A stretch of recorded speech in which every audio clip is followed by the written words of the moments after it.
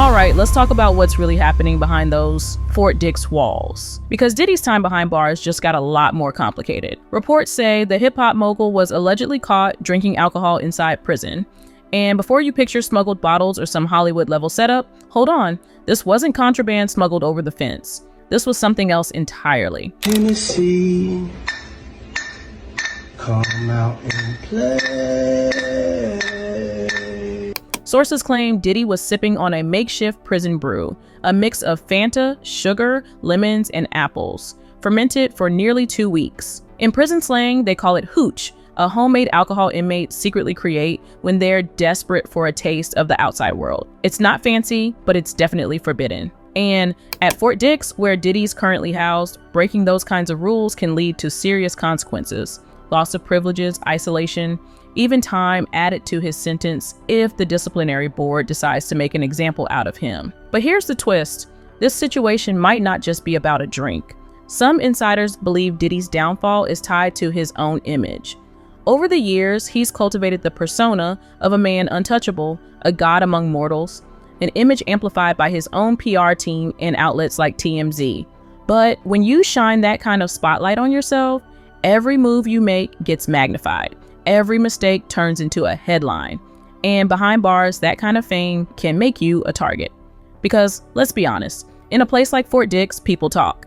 Some might snitch for perks, others out of spite, and a few just because boredom is the only currency left. When you're that famous, even your smallest actions can turn into someone else's meal ticket. And Diddy? Right now, he's the dinner and the show. Sources from inside the facility say this incident has sparked talks of disciplinary measures. Nothing's confirmed yet, but it's being taken seriously. Prison officials reportedly caught wind of the fermented drink through an internal tip, and an investigation followed. So far, Diddy's representatives haven't given an official comment, though they've hinted that the story's being exaggerated because of his celebrity status. Something that's not hard to believe, considering the media frenzy that follows him everywhere. Still, the irony is hard to ignore. Just months ago, Diddy claimed he had turned over a new leaf, saying he was done with alcohol, drugs, and the reckless lifestyle that had shadowed his career. Yet now, headlines suggest the opposite: a man struggling to adapt to confinement, craving even the smallest illusion of freedom, found in a plastic cup of homemade booze. And that's where this story hits deeper. It's not just about breaking prison rules, yeah? It's about control, power, and how far a man will go to hold on to his old self when everything else has been stripped away. Because at the end of the day, even the mighty fall. And when they do, the world doesn't just watch, it records, reposts, and reacts. So yeah, the question isn't whether Diddy had a drink. The real question is, what else is happening behind those Fort Dix walls that we don't know about yet? Let's be honest, what are the odds that Diddy's actually staying sober behind those bars? Because if the reports are true and he's been drinking a homemade cocktail of Fanta, lemon, and apples, then sober might just be a word on paper. And before anyone gets it twisted, no one's saying he's sipping champagne. We're talking about fermented soda, something that screams desperation more than luxury. The irony is sharp. This is the same man who publicly vowed to turn his life around, claiming sobriety and redemption before stepping into prison. He told the world he was done with alcohol and drugs, that he was ready to start over. But 2 weeks in, and he's allegedly brewing prison hooch? That's not just a mistake, that's a statement. It suggests that the mindset that got him here hasn't changed much. Some insiders even joke that Diddy might have been trying to throw his own little party behind bars, a sad reflection of how power and privilege don't just disappear overnight. Inmates around him reportedly saw it as reckless, even arrogant. Because while most people are just trying to survive their sentence, Diddy's behavior, even if minor, makes it look like he thinks the rules still bend for him. And that's what's really at stake here. This isn't just about breaking a rule, it's about breaking credibility. Every inmate knows that discipline determines your time. Good behavior can mean a faster exit. But with this incident on his record, any chance of early release is pretty much gone. And as some legal analysts point out, even the idea of a presidential pardon or a successful appeal seems farther away now than ever. When you violate rules that early into your sentence, it sends a message, one that judges and review boards rarely ignore. Even media outlets that once sympathized with him, like TMZ, have picked up the story. And when TMZ reports something like this, it becomes public humiliation on a global scale. For a man who built his empire on image, perception, and power, this is perhaps the harshest punishment of all, the collapse of control. Observers say what's most troubling isn't the drink itself, but what it represents, a lack of accountability. If these reports are true, it shows that Diddy hasn't yet come to terms with his reality. He's not in a luxury retreat, he's in federal custody. Actions like this suggest denial, as if he still believes he's immune to consequences, because let's be real, Fort Dix isn't summer camp, it's not a private estate, it's a low-security federal prison with real rules, real limits, and real consequences. And when you've been there less than 2 weeks and already earned a disciplinary strike, that says a lot. It says this isn't a man reflecting on his mistakes. It's a man still living like the old one. So while fans might hold out hope for redemption, right now, the headlines are painting a different picture. A man who once ruled industries can't seem to control even the smallest details of his life behind bars. And that, more than any sentence, is the real fall. All right, picture this. You're a global icon, locked in a low-security federal prison, and somehow you still manage to end up in headlines for Fanta wine. That's where Sean Diddy Combs finds himself right now. What was supposed to be a quiet stretch behind bars has turned into yet another public spectacle. And this time, it's not about music, money, or fame. It's about a homemade drink that could cost him much more than his reputation. According to TMZ, Diddy's sobriety journey took a sharp detour this week when prison officials allegedly caught him drinking a concoction made from Fanta, sugar, and apples.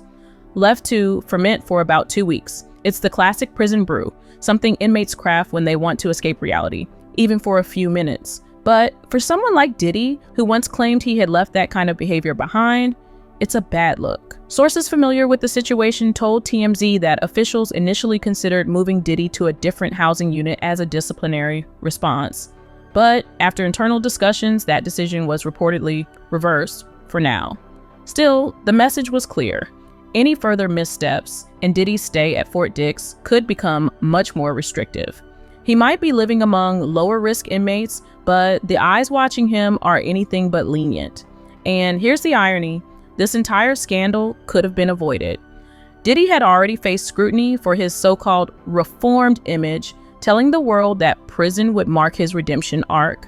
But 2 weeks in, and he's allegedly caught bending the rules. That's not redemption, that's relapse. And behind bars, there's no PR spin strong enough to cover that up. Some commentators are already saying what others are thinking. If Diddy can't keep his record clean for 2 weeks, what are the chances he'll handle probation, parole, or life outside those gates any better? The truth is, this incident isn't just about alcohol. It's about control, temptation, and self-discipline.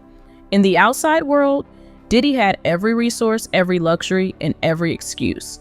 But inside Fort Dix, it's just him, his choices, and the consequences.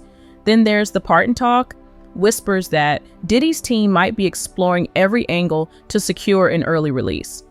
But after this latest slip-up, that road looks even steeper. You can't claim to be a changed man while breaking the same rules that define your captivity. Some even speculate that if money could buy redemption, Diddy would have written the check already. But not even a multi-million-dollar fortune can buy back integrity once it's lost. What's most telling about this story isn't the drink itself, but the reaction. The public isn't shocked anymore, they're disappointed.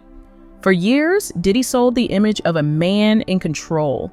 Now, every headline chips away at that illusion, revealing something far more human and far less glamorous. So yeah, the next time Diddy reaches for a plastic cup of homemade Fanta wine, he might want to remember this.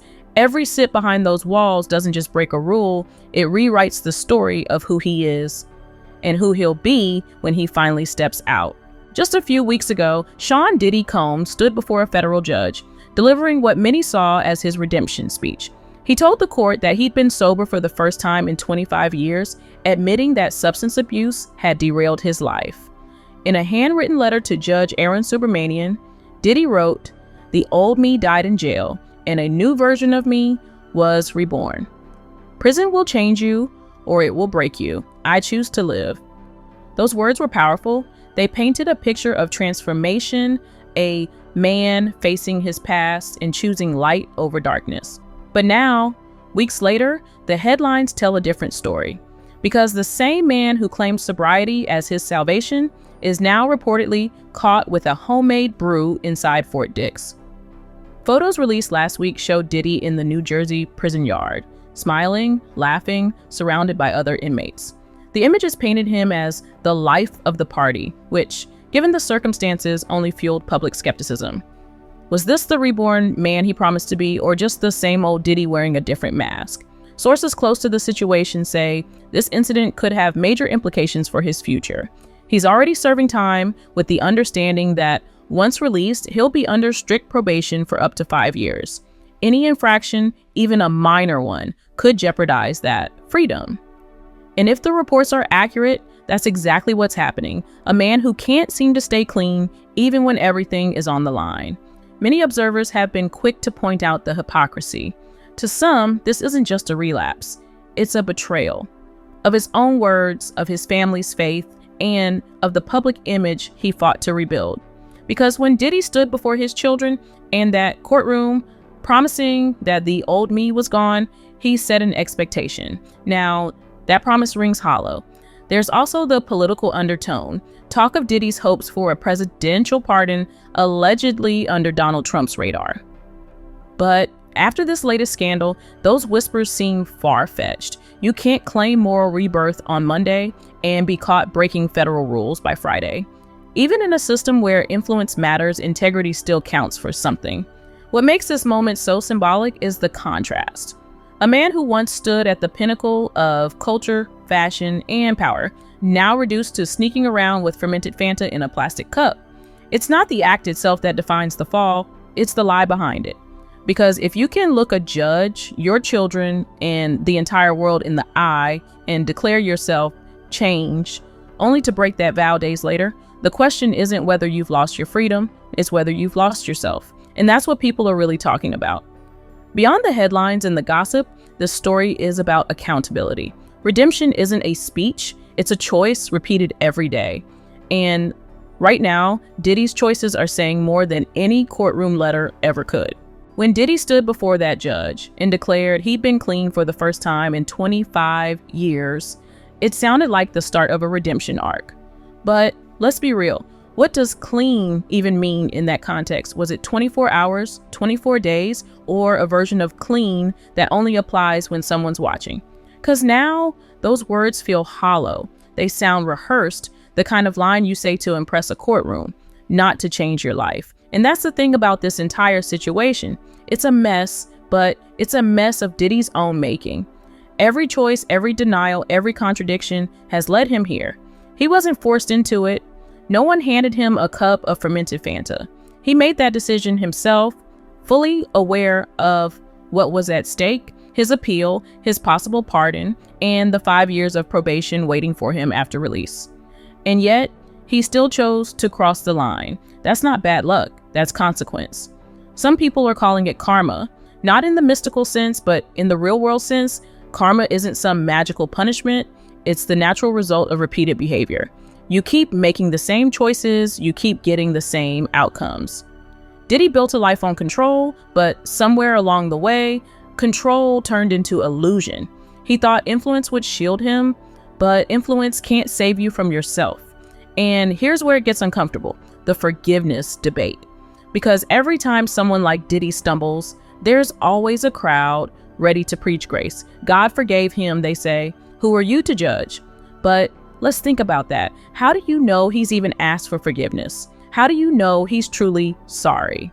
Because a man who can stand in front of his children, a judge, and millions of fans and say he's changed, only to break that vow days later, doesn't sound like someone walking in truth. That sounds like someone rehearsing redemption, not living it. The truth is, grace without accountability isn't healing, it's enabling. And what Diddy needs right now isn't blind forgiveness, it's reflection. Real change doesn't happen because you say the right words in court.